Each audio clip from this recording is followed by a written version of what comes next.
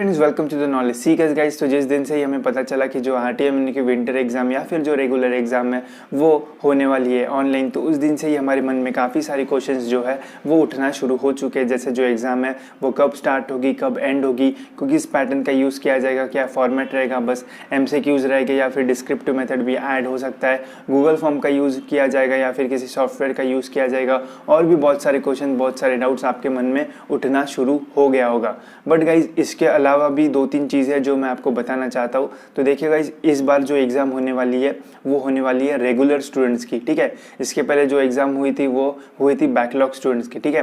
Backlog और regular में बहुत बड़ा डिफरेंस है, क्योंकि ऐसे सारे स्टूडेंट नहीं रहते कि जिनके जो पेपर्स है वो बैक हो जाते हैं या फिर जो सब्जेक्ट्स है वो बैक रहते हैं। तो जो नंबर ऑफ़ स्टूडेंट्स रहते हैं बैकलॉग एग्जामिनेशंस में वो काफ़ी कम रहते हैं। और जो फाइनल ईयर की एग्ज़ाम भी आपने अगर देखी होगी तो उसमें भी जो नंबर ऑफ़ स्टूडेंट्स थे वो काफ़ी कम थे, क्योंकि बस फाइनल ईयर की एग्ज़ाम हो रही थी। बट अभी जो एग्ज़ाम होने वाली है वो होने वाली है रेगुलर स्टूडेंट्स की, जिसमें ऑलमोस्ट सभी जो स्टूडेंट्स है वो आपको देखने को मिल जाएंगे। जिनका रिसेंटली एडमिशन हुआ है उनको तो नहीं, बट जिनके रेगुलर है वो सब आपको देखने को मिल जाएंगे। तो जैसा कुछ आर्टिकल्स में आया है, कुल मिला के गई 4.5 लाख के आसपास जो स्टूडेंट्स है वो विंटर एग्ज़ाम या फिर जो रेगुलर एग्ज़ाम है वो दे सकते हैं, जो कि काफ़ी बड़ा जो नंबर है वो है। अब इतने बड़े नंबर्स के लिए जो क्वेश्चन पेपर है, जो सेटअप है, जो सर्वर है, उसको रेडी करवाना पड़ेगा, और भी बहुत सारी चीज़ें हैं जो यूनिवर्सिटीज़ के सामने है। इसके अलावा यूनिवर्सिटी को टैकल भी करना है कि कोई भी प्रॉब्लम नहीं आना चाहिए, प्रिकॉशन लेना पड़ेगा, जो क्वेश्चन पेपर है वो बनाना पड़ेगा, और भी बहुत सारी चीज़ें को कंडक्ट करना पड़ेगा।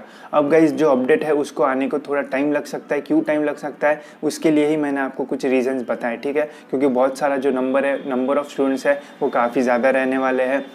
इसके अलावा अगर थ्योरी एग्जामिनेशन होती है तो सारे टीचर्स को पता है कि यार इस फॉर्म में जो एग्ज़ाम पेपर है वो बनाना है, तो सब पहले से ही रेडी रहता था और सब पहले से ही मतलब अवेयर रहते थे कि नहीं यार ऐसा ऐसा सेटअप रहता है, ऐसे ऐसे पेपर बनाना है, सब सिंपल है।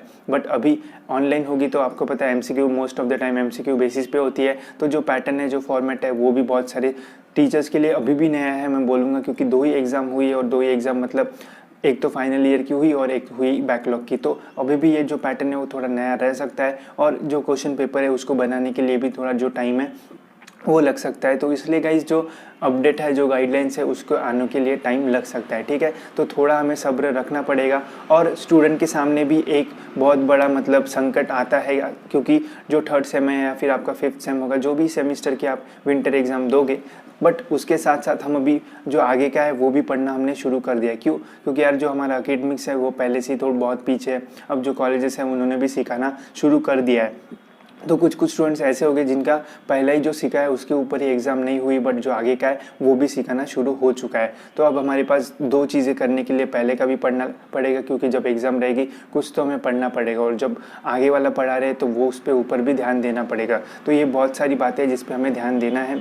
इसके अलावा गाइस जब पिछला एक आर्टिकल आया था उसमें ये भी लिखा था कि जो एग्ज़ाम है वो सैटरडे संडेज़ को भी हो सकती है, जिससे हमें काफ़ी रिलीफ हो सकता है। हम बाकी ऑड डेज़ को मतलब दूसरे सेमेस्टर का पढ़ सकते हैं, और जो सैटरडे संडेज़ है तब एग्ज़ाम नहीं दे सकते। बट उस सिचुएशन में जो एग्जामिनेशन का जो टाइम पीरियड है वो काफ़ी लंबा जा सकता है, तो ये भी प्रॉब्लम हो सकता है। तो बहुत सारी चीज़ें है गाइस जिसके बारे में मैं आपको अवेयर करना चाहता हूँ कि देखो एग्ज़ाम तो होगी बट नंबर ऑफ़ स्टूडेंट्स है वो ज़्यादा है, इसके साथ साथ जो भी कंडीशंस है वो ज़्यादा फेवरेबल नहीं है। तो इसके वजह से जो गाइडलाइंस है उसको आने में टाइम लग सकता है, ठीक है। तो ज़्यादा मतलब हड़बड़ाने मत करना, जल्दी अपडेट आ जाएगा, बट थोड़ा और टाइम लग सकता है, ठीक है। अगर टाइम लगता है तो ऐसा मत सोचना कि यार ऑनलाइन बोल दिया आप, कोई अपडेट ही नहीं है। अपडेट तो ज़रूर आएगा, बट अगर टाइम लगता है तो कुछ नहीं, आप जो पढ़ना चाहते हैं वो पढ़िए, तब तक जो अपडेट है वो आ जाएगा, और उसके बाद अपडेट भी आएगा तो आपको टाइम मिलेगा पढ़ने के लिए, तो कोई टेंशन मत लो, ठीक है। इसके अलावा गाइस जब आप प्रिपरेशन वगैरह करना शुरू कर दोगे, या फिर अगर आपने नहीं की होगी, तो मैं आपको यही बोलूँगा कि आप अगर नेक्स्ट सेम का पढ़ रहे होगे और अगर आपको पिछले सेम का थोड़ा पढ़ना है, तो मैं आपको यही बोलूँगा कि जो मतलब नॉर्मल डेज़ है मंडे टू फ्राइडे आप जो भी आपको पढ़ा रहे हैं वो पढ़िए, और इसके अलावा जो सैटरडे संडेज़ होते हैं तो जो पिछले सेमेस्टर का आपको पढ़ाया है बस रिवाइज़ करिए। मतलब भले ही मैक्सिमम इतना करिए कि जो क्वेश्चन जो मतलब चैप्टर्स है उसके नाम पढ़िए। अगर और लगता है कि नहीं पढ़ना चाहिए तो थोड़ा थोड़ा पढ़ना शुरू कर दीजिए। इससे क्या होगा कि जब भी एग्ज़ाम का नोटिफिकेशन आएगा तो आप थोड़े तो रेडी रहोगे। 0% से ज़्यादा अगर आप 10% रेडी रहते हो तो 10% अच्छा है। तो वही मैं आपको बोलूँगा कि अगर आप सैटरडे संडे थोड़ा थोड़ा पढ़ भी लेते हो तो आप रेडी रहोगे और आपको भी लगेगा नहीं यार मुझे पता तो है कि थर्ड सेमेस्टर या फिर जो हमें विंटर सेमेस्टर के लिए सिखाया गया था उसका तो कुछ तो आता है मेरे को, तो ऐसा लगेगा। ठीक है, तो वही कि अगर अपडेट जल्दी नहीं आता है तो हमें थोड़ा वेट करना पड़ेगा।